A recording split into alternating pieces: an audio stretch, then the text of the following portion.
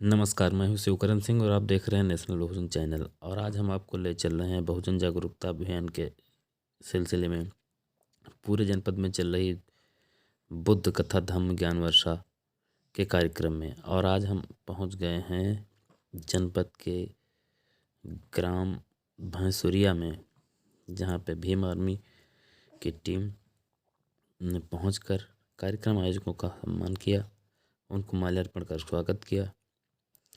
इसके पश्चात हम पहुँचे हैं ग्राम निजामपुर विकासखंड रामनगर में, और बीच में ही ये बाबा साहब की प्रतिमा बनी हुई है ग्राम तिलोकपुर में, मानवर कांसीराम और बाबा साहब की। इसका निर्माण रिटायर्ड प्रधानाध्यापक CP आज़ाद जी के द्वारा करवाया गया है। और फिर हम पहुंच गए हैं बाराबंकी के विकासखंड रामनगर के ग्राम निजामपुर में, जहां पर सभी पदाधिकारियों ने महापुरुषों की चित्र पर माल्यार्पण अर्पित कर उनको श्रद्धा सुमन अर्पित किए। और जनसभा को संबोधित करते हुए मंडल प्रभारी आज़ाद समाज पार्टी कमलेश कुमार भारती जी ने क्या कहा, आइए सुनते हैं। ग्राम निजामपुर में बुद्ध धम्म ज्ञान वर्षा कार्यक्रम में सबसे पहले बहुजन आंदोलन से जुड़े हुए हमारे संत गुरु महापुरुष, जिनमें से तथागत रविदास जी, शिक्षा के जनक महात्मा ज्योतिबा फूले जी, माता सावित्रीबाई फूले जी, आरक्षण के जनक छत्रपति साहू जी महाराज, स्वतंत्र भारत के प्रथम कानून मंत्री, भारतीय संविधान विधाता, सिंबल ऑफ नॉलेज, ज्ञान का प्रतीक, परम पूज्य बाबा साहब डॉक्टर अंबेडकर जी, बहुजन नायक, बहुजनों को हुक्मरान बनाने वाले मानवर कांसीराम सहित तमाम संत गुरु महापुरुषों के चरणों में श्रद्धा सुमन अर्पित करते हुए इस बुद्ध धम्म ज्ञान वर्षा कार्यक्रम में हमारे बीच में उपस्थित the Buddha society of India के सम्मानित जिला अध्यक्ष, भीम आर्मी के जिला प्रभारी भाई हरनंदन सिंह गौतम जी, भीम आर्मी के जिला अध्यक्ष भाई शिवकरण सिंह गौतम जी, भीम आर्मी प्रवक्ता शिवकरण सिंह गौतम जी, वरिष्ठ अधिवक्ता भीम आर्मी अधिवक्ता संघ के संरक्षक भाई रमेश भारती जी, हमारे बहुत ही सीनियर साथी रिटायर्ड अध्यापक सामाजिक कार्यकर्ता भाई CP आज़ाद जी, हमारे बुद्ध धम्म कार्यक्रम को विस्तार पूर्वक बताने वाले कथावाचक और उनकी समस्त टीम, माताओं बहनों प्यारे बच्चों, मैं इस बुद्ध धम्म ज्ञान वर्षा कार्यक्रम में आपका तहे दिल से हार्दिक स्वागत, अभिनंदन, वंदन करता हूं और बहुत बहुत मुबारकबाद और धन्यवाद देता हूं कि इतना बढ़िया सामाजिक जागरूकता कार्यक्रम चलाने का काम किया, जो कमेटी के लोगों ने बहुत सहयोग से, बहुत मेहनत से इस कार्यक्रम को सफल बनाया। भाई प्रबंधक बाबा राम दुलारे गौतम जी, अध्यक्ष कन्हैयालाल जी, उपाध्यक्ष रामपाल गौतम जी, कोषाध्यक्ष जस करण गौतम जी, मंत्री संदीप वर्मा जी, सचिव राहुल गौतम जी, महासचिव हरि चरण जी, संगठन मंत्री दीपू गौतम जी और महामंत्री गोपी गौतम जी, आप सबके सहयोग से, ग्राम वासियों के सहयोग से इतना बढ़िया सामाजिक जागरूकता कार्यक्रम का आयोजन किया गया है। आपका भी मैं तहे दिल से हार्दिक स्वागत, अभिनंदन, वंदन करता हूँ। बहुत विस्तार पूर्वक हमारे भाई हरनंदन सिंह गौतम जी ने और कथावाचक जी ने आपको कई दिनों से बताने का काम कर रहे हैं। 2 मिनट का समय मैं आपके बीच में लेना चाहूंगा। तथागत गौतम बुद्ध जी ने कहा है कि बुद्धम शरणम गच्छामि, धम्मम शरणम गच्छामि, संघम शरणम गच्छामि।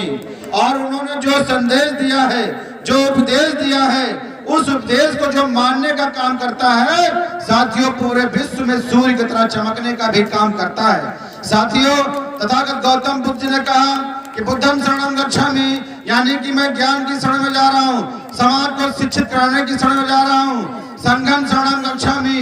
मैं संगठन की शरण में जा रहा हूँ, समाज को संगठित कराने की शरण में जा रहा हूँ। और धम्मं शरणं गच्छामि, मैं अपने अधिकारों को प्राप्त करने के लिए संघर्ष करने की शरण में जा रहा हूँ और समाज को अपने अधिकारों को प्राप्त कराने के लिए संघर्ष कराने की शरण में जा रहा हूँ। तथागत गौतम बुद्ध जी ने जो उपदेश दिए हैं, उन उपदेशों में 4 यार सत्य हैं कि दुख है, दुख का कारण है, कारण का निवारण है, निवारण के उपाय है, पंचशील है, 5 प्रकार के उन्होंने नियम बताए हैं कि चोरी नहीं करना, व्यभिचार नहीं करना और तमाम प्रकार और 8 प्रकार के अष्टांगिक मार्ग हैं। पंचशील को आप मानने वाले लोग हैं, उनके बताए रास्ते पर चलिए, अष्टांगिक मार्ग के रास्ते पर चलिए और जो मांगलिक कार्यक्रम है, अगर आप बताए रास्ते पर चलोगे तो बाबा साहब डॉक्टर अम्बेडकर की तरह विश्व में चमकने का काम करोगे। एक प्रकार का संविधान है और एक प्रकार का ये नियम है तथागत गौतम बुद्ध ने बताने का काम किया अपने संदेशों के माध्यम से। और उसी संदेश को बाबा साहब डॉक्टर अम्बेडकर ने कहा कि शिक्षित बनो, संगठित बनो, संघर्ष करो। सबसे पहले वो शिक्षित हुए। ओ साथियों, आपको मालूम है कि इस देश में ऐसी विषम परिस्थिति थी कि शूद्र समाज के लोगों को पढ़ने लिखने का अधिकार नहीं था, मगर एक अंग्रेज अधिकारी के हस्तक्षेप के कारण डॉक्टर अम्बेडकर का विद्यालय में दाखिला हुआ था, मगर वो विद्यालय के अंदर उनको बैठने नहीं दिया जाता था। उस बालक को विद्यालय के अंदर बैठने नहीं दिया जाता था, इतना अपमानित किया जाता था।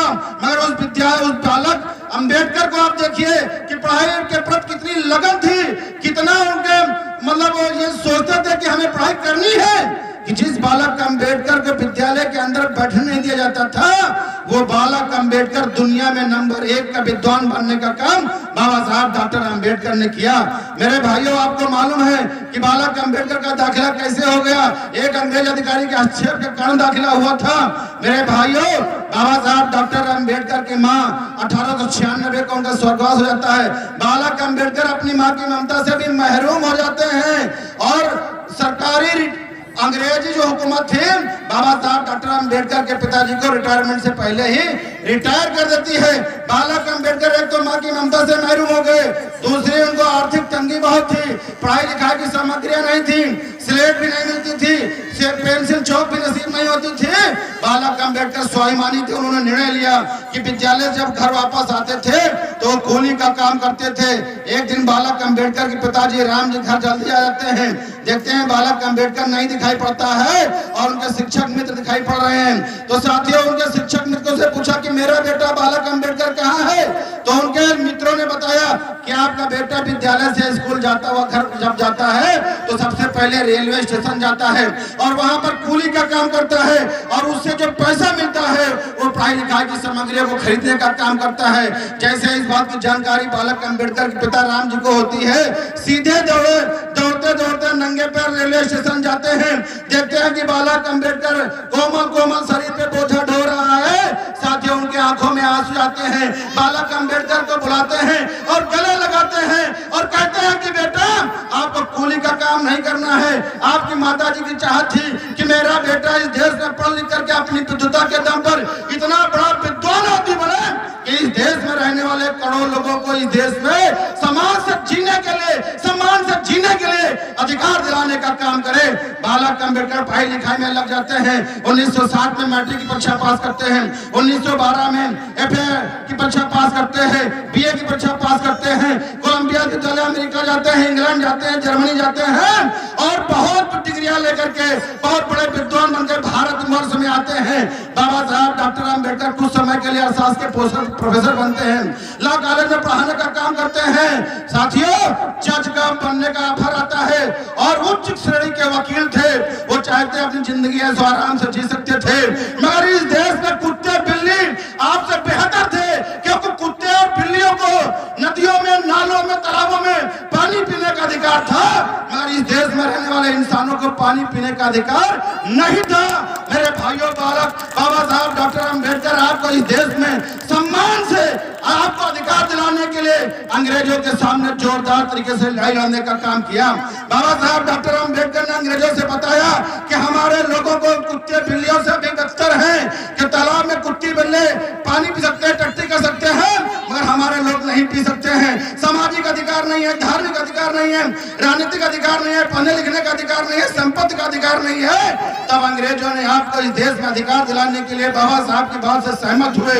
साथियों, साइमन कमीशन भेजा, लॉर्ड लिथन के दस्ता में लोचन कमेटी भेजी, पूरे भारत में सर्वे हुआ और सर्वे में बाबा साहब डॉक्टर अंबेडकर गांव-गांव जाकर के समझाने का काम करते थे कि कमेटी के सामने सही बात बता देना तो आपको इस देश में सम्मान से जीने के लिए अधिकार मिल जाएंगे।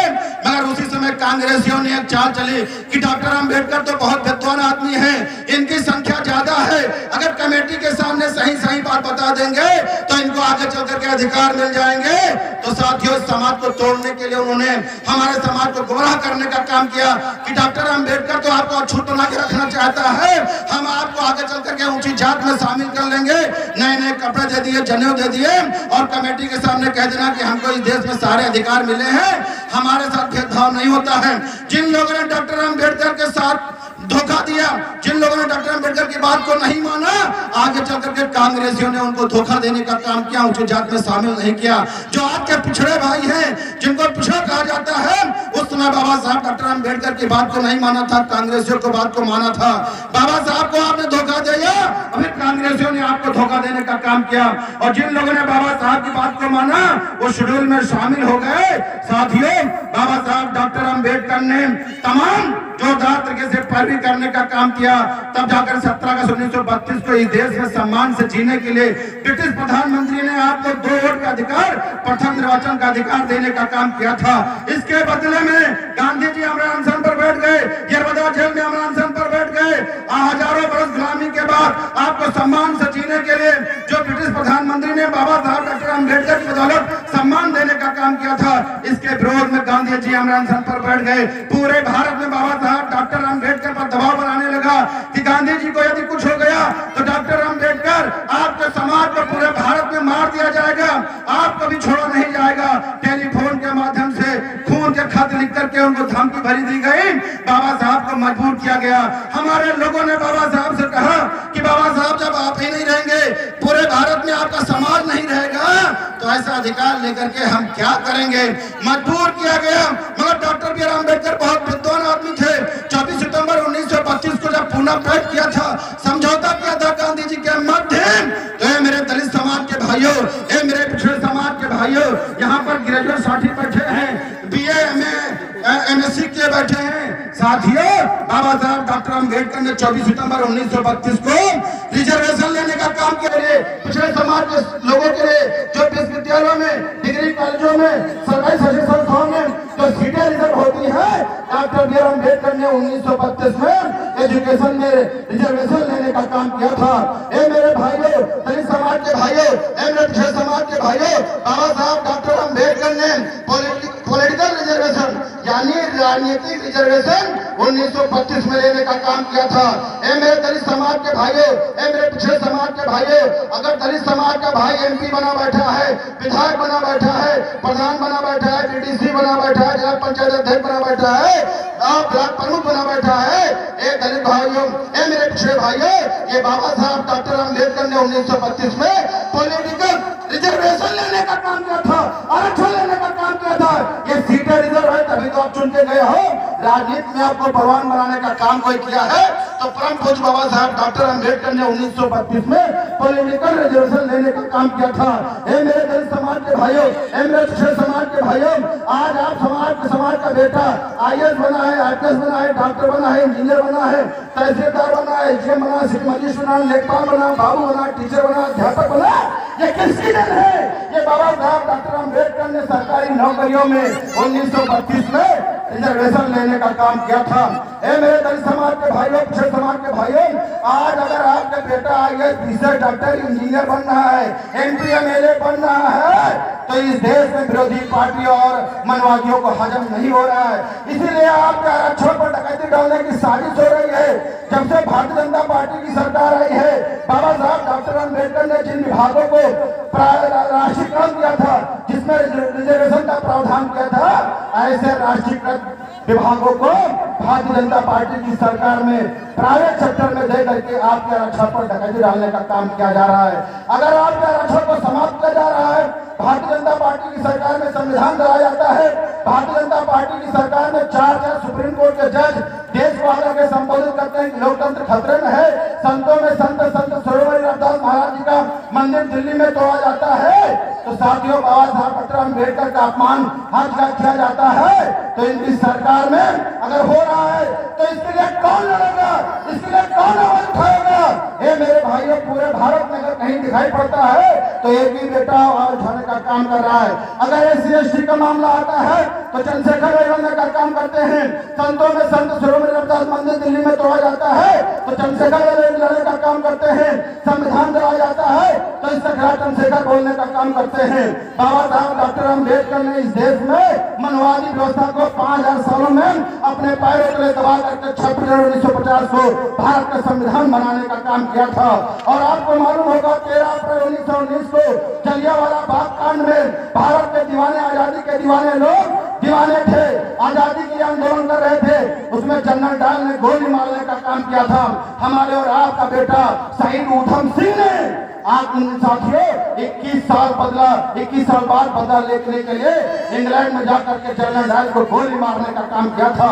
हाँ मेरे भाइयों, आपको मालूम होगा कि 23 साल का बेटा हंसते हंसते शहीद भगत सिंह ने फांसी पे छोड़ने का काम किया था और कहा था कि साम्राज्य मुर्दाबाद, इंकलाब जिंदाबाद। आज आपके किसानों की जमीनों पर अडानी और अंबानी को देने के लिए भारतीय जनता पार्टी की सरकार पूरी ताकत लगाए हुए है और इस कड़ाके की ठंड में किसान लोग दिल्ली में डेरा डाले हुए विरोध कर रहे हैं। तमाम किसान शहीद हो गए। बताइए 150 किसान कड़ाके की ठंड में मर गए। हमारे साथियों, इसी प्रकार से बहुजन समाज से जुड़ी खबरों को देखने के लिए देखते रहिए नेशनल बहुजन यूट्यूब चैनल। अगर आपने अभी तक चैनल को सब्सक्राइब नहीं किया है तो सब्सक्राइब कर लीजिए। वीडियो अगर पसंद आया हो तो उसको लाइक करिए, शेयर करिए और कोई सुधार या कोई त्रुटि हुई हो तो उसके लिए हमें कमेंट ज़रूर करें। धन्यवाद।